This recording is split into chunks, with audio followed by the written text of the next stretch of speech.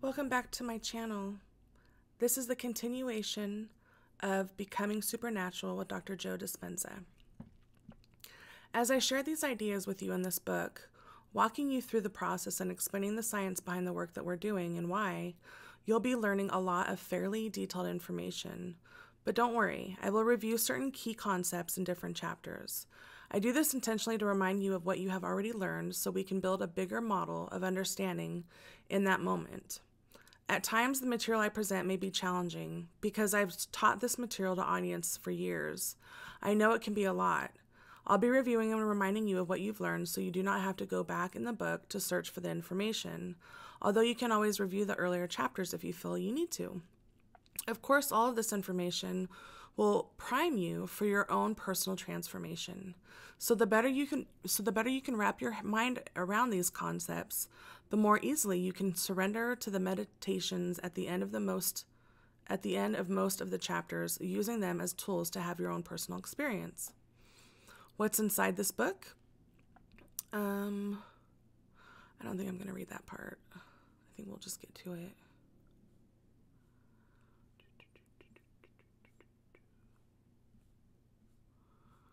Okay. Opening the door to the supernatural. As spring was ending and the first glimpse of summer was approaching, what first appeared to be a typical Sunday afternoon in June 2007 turned out to be anything but typical for Anna. The French doors from the living room. I don't know if I want to read this story. I guess I should. Okay.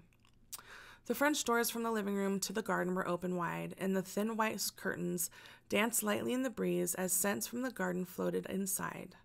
Streams of sunlight shone brightly all around Anna as she lounged comfortably.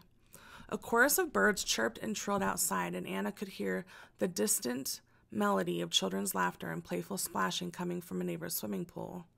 Anna's 12-year-old son reclined on the sofa reading a book, and she could hear an 11-year-old daughter in the room directly above her singing to herself as she played.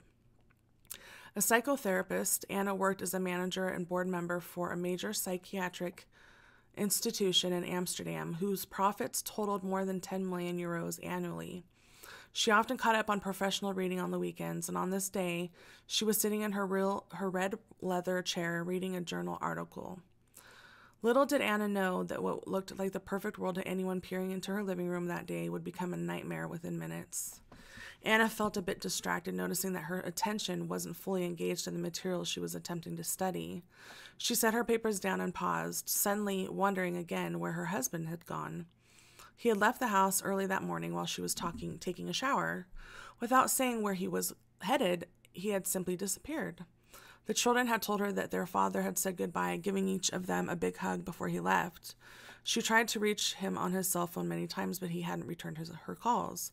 She tried one more time, no answers. Something definitely felt odd.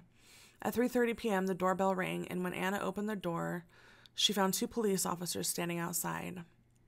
"Are you Miss Williams?" one of them asked. When she confirmed that she was, indeed, Miss Williams, the officers asked if they could come in and talk to her.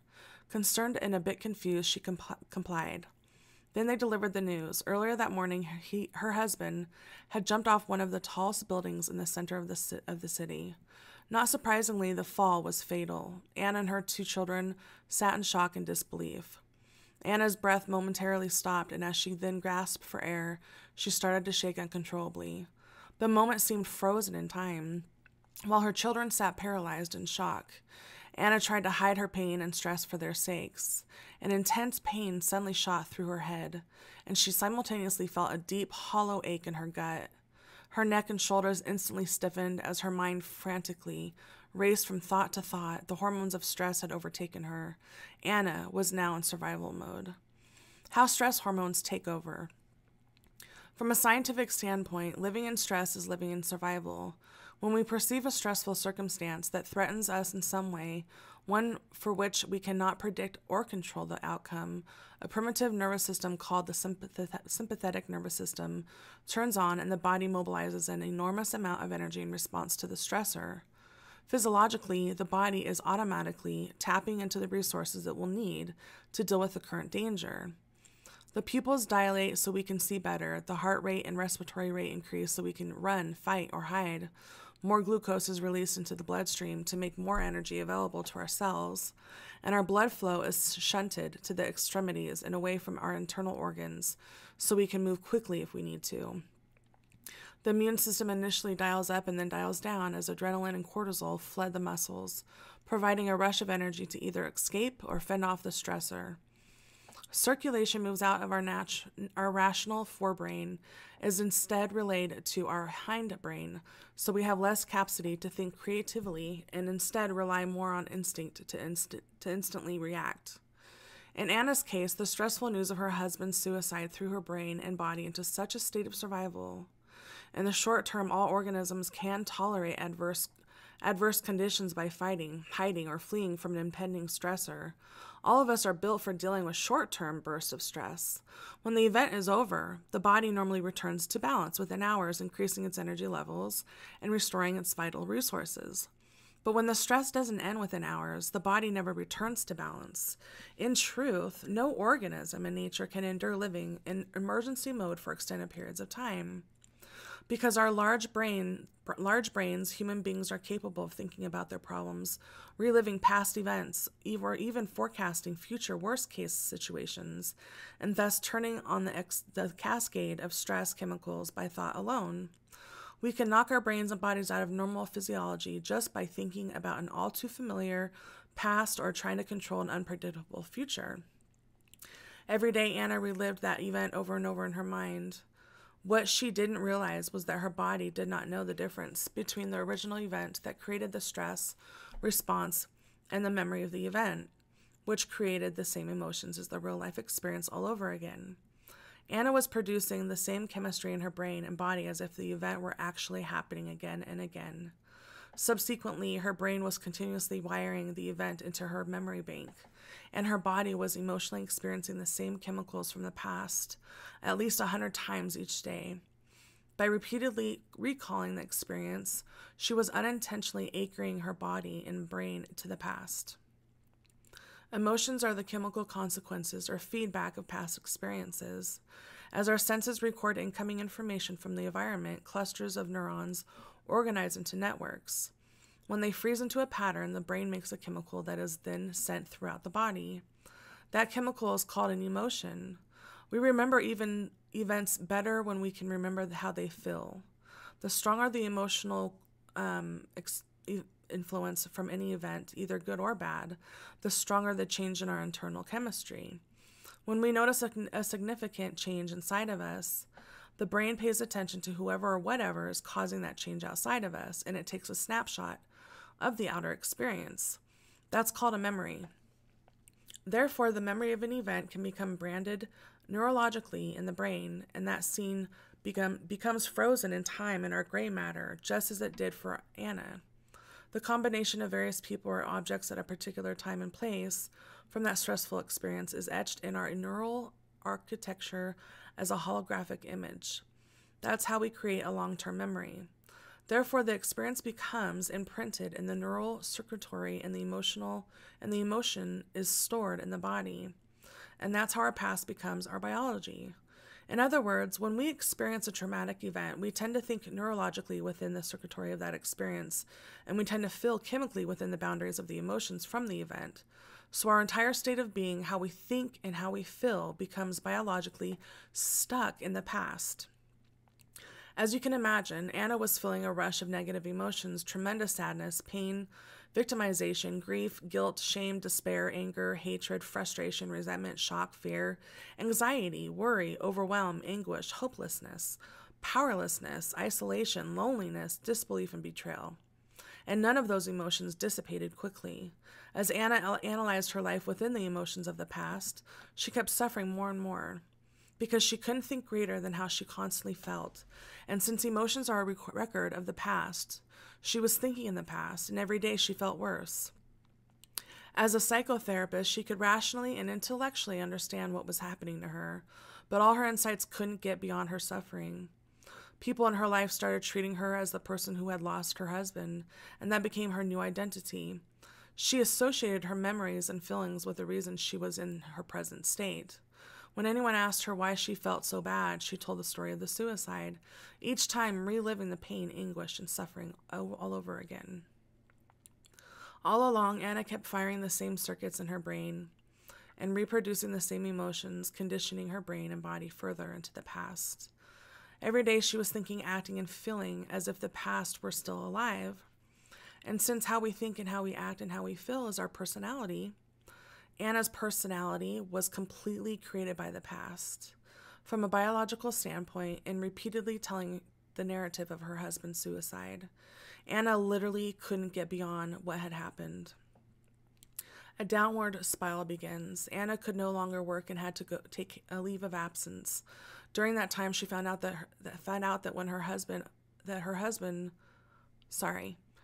During that time, she found out that her husband, although a successful lawyer, had made a mess of their personal finances. She would have to pay off significant debts that she had previously been unaware of, and she didn't have the money to even begin. Not surprisingly, even more emotional, psychological, and mental stress began to add up. Anna's mind went into circles, constantly flooded with questions. How will I take care of our children? How will all of us deal with this trauma in our future, and how will it affect our lives? Why did my husband leave without saying goodbye, or to me? How could I not know that he was so unhappy? Did I fail as a wife? How could he leave me with 2 young children? And how will I manage to raise them by myself? Then judgments crept into her thoughts.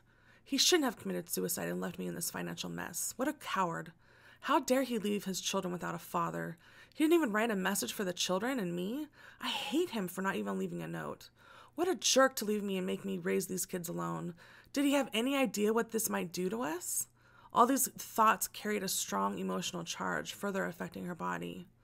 9 months later, on March 21st of 2008, Anna woke up paralyzed from the waist down.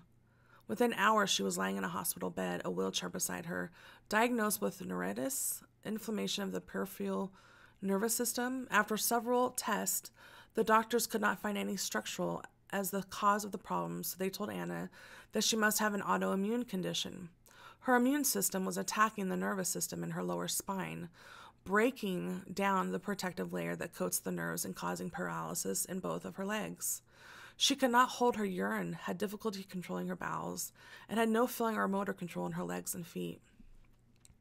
When the fight or flight nervous system is switched on and stays on because of chronic stress, the body utilizes all its energy reserves to deal with the constant threat it perceives from the outer environment. Therefore, the body has no energy left in its inner environment for growth and repair, compromising the immune system. So because of her repeated inner conflict, Anna's immune system was attacking her body. She had finally physically manifested the pain and suffering she'd emotionally experienced in her mind. In short, Anna could not move her body because she wasn't moving forward in her life. She was stuck in her past. For the next 6 weeks, Anna's doctor treated her with huge doses of intravenous dexamethasone and other corticosteroids to reduce inflammation. Because of the added stress and the types of drugs she was taking, which can further weaken the immune system, she also developed an aggressive bacterial infection, for which her doctors gave her huge doses of antibiotics. After 2 months, Anna was released from the hospital and had to use a walker and crutches to get around.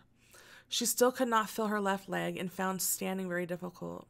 She couldn't walk properly. Although she could hold her bowels a bit better, she still couldn't control her urine. As you can imagine, this new situation was adding to Anna's already high stress levels. She had lost her husband to suicide. She could not work very much to support herself and her children. She was in serious financial crisis, and she had been living in a hospital, paralyzed, for more than 2 months. Her mother had to move in to help. Anna was an emotional, mental, and physical wreck. And although she had the best doctors and the latest medications from a reputable hospital, she was not getting any better. By 2009, 2 years after the death of her husband, she was diagnosed with clinical depression. So she started taking even more medication. Consequently, Anna's mood swings widely from anger to grief to pain to suffering to hopelessness to frustration to fear to hatred. Because those emotions influenced her actions, her behavior became somewhat irrational. At first, she fought with almost everybody around her except her children. But then she started to have conflicts with her youngest daughter. The dark night of the soul. In the meantime, many more physical problems started showing up, and Anna's journey became even more painful. The mucous membranes in her mouth started to develop large ulcerations that spread into her upper esophagus as a result of another autoimmune disease called erosive lichen planus. To treat it, she had to use corticosteroid ointments in her mouth, in addition to more pills. These new medications caused Anna's saliva production to stop. She couldn't eat solid foods, so she lost her appetite. Anna was living with all three types of stress, physical, chemical, and emotional, at the same time. In 2010, Anna found herself in a dysfunctional relationship with a man who traumatized her and her children with verbal abuse, power games, and constant threats. She lost all her money, her job, her feelings of safety. When she lost her house, she had to move in with her abusive boyfriend. Stress levels continued climbing. Her ulcerations started to spread to other mucous membranes, including her vagina, her anus, and further down her esophagus. Her immune system had totally collapsed, and now she was experiencing several different skin conditions, food allergies, and weight problems. Then she started having problems swallowing and developed a heartburn, for which the doctors prescribed still more medication. Anna started a small psychotherapy practice at home in October. She could only handle seeing clients for 2 sessions a day in the morning after her children went to school 3 days a week. In the afternoon, she was so tired and sick that she would lie in bed until her children returned from school. She tried to be there for them as much as possible, but she had no energy and didn't feel well enough to leave the house. Anna hardly saw anyone. She had no social life. All the circumstances in her body and her life constantly reminded her of how bad things were. She automatically reacted to everyone and everything. Her thinking was chaotic, and she could not concentrate. She had no vitality or energy to live anymore. Often when she exerted herself, her heart rate exceeded 200 beats per minute. She found herself sweating and gasping for breath all the time, and she felt an enormous pain in her chest on a regular basis. Anna was passing through her darkest night of the soul. Suddenly, she understood why her husband had taken his life. She wasn't sure she could go on anymore and started thinking of committing suicide herself. She thought, it can't get any worse than this. And then it did. January of 2011, Anna's medical team found a tumor near the entrance of her stomach and diagnosed her with esophageal cancer. Of course, this news severely increased Anna's stress levels. The doctors suggested a rigorous course of chemotherapy. No one asked her about emotional, mental stress. They only treated the physical symptoms. But Anna's stress response was fully turned on, and it couldn't turn off. It's amazing how this can happen to so many people. Because of a shock or a trauma in their lives, they never get beyond those corresponding emotions, and their health and their lives break down. If an addiction is something that you think you can't stop, then objectively, it looks as though people like Anna become addicted to the very emotions of stress that are making them sick. The rush of adrenaline and the rest of the stress hormones arouses their brain and body, providing a rush of energy. In time, they become addicted to the rush of that chemistry, and then they use the people and conditions in their lives to reaffirm their addiction to the emotion, just to keep filling that heightened state. Anna was using her stressful conditions to recreate that rush of energy, and without realizing it, she became emotionally addicted to a life she hated. Science tells us that such chronic long-term stress pushes the genetic buttons that create disease. So if Anna was turning the stress response on by thinking about her problems and her past, her thoughts were making her sick. And since stress hormones are so powerful, she had become addicted to her own thoughts that were making her feel so bad. Anna agreed to start chemotherapy, but after her first session, she had an emotional and mental breakdown. One afternoon, after her kids went to school, Anna collapsed on the floor crying. She had finally reached the bottom. It occurred to her that if she continued this way, she would not survive for long, and she would leave her children alone without either parent. She started to pray for help. She knew in her heart that something needed to change. In utter sincerity and surrender, she asked for guidance, support, and a way out, promising that if her prayers were answered, she would be thankful and grateful every day for the rest of her life, and she would help others to do the same. Anna's turning point. The choice to change became Anna's quest. She first decided to stop all the treatments and all the medications for her various physical illnesses, although she continued to take her antidepressants. She didn't tell the doctors and nurses that she was not coming back for treatment. She simply did not show up anymore. No one ever called her to ask why. Only her family doctor contacted Anna to express concern. On that cold winter's day in February of 2011, when Anna was on the floor crying for help, she made a choice with a firm intention to change herself and her life, and the amplitude of that decision carried a level of energy that caused her body to respond to her mind. It was that decision to change that gave her the strength to rent a house for herself and her children and move away from the negative relationship she was in. It was as if that moment redefined her. She knew she had to start all over. When I first saw Anna, it was a month later.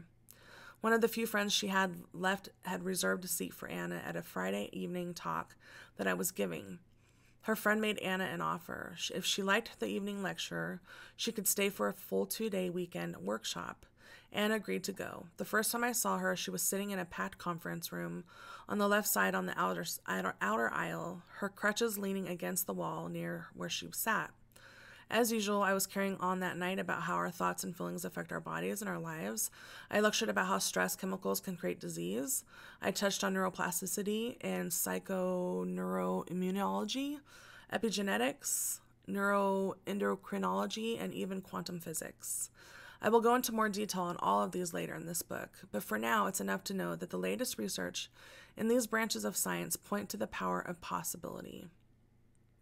That night, filled with inspiration, Anna thought, if I created the life I have now, including my paralysis, my depression, my weakened immune system, my ulcerations, and even my cancer, maybe I can uncreate everything with the same passion I created it with. And with that potent new understanding, Anna decided to heal herself. Immediately after her first weekend shop, she started meditating twice a day. Of course, sitting and doing the meditations was difficult at the beginning. She had a lot of doubt to overcome, and some days she did not feel mentally and physically well. But she did her meditations anyway. She also had a lot of fear. When her family doctor called to check up on her because she had stopped her treatments and medications, he told Anna that she was being naive and stupid and that she would get worse and die soon. Imagine the memory of an authority figure telling you that. Even so, Anna did her meditations every day and began to move beyond her fears. She was often consumed with financial burdens, her children's needs, and various physical limitations, yet she never used those conditions as an excuse to not do her inner work. She even attended 4 more of my workshops during that year. By going within and changing her unconscious thoughts, automatic habits, and reflexive emotional states, which had become hardwired in her brain and emotionally conditioned in her body, Anna was now more committed to believing in a new future than believing in her same familiar past. And that's where I'm going to stop for the night. Thanks for hanging out.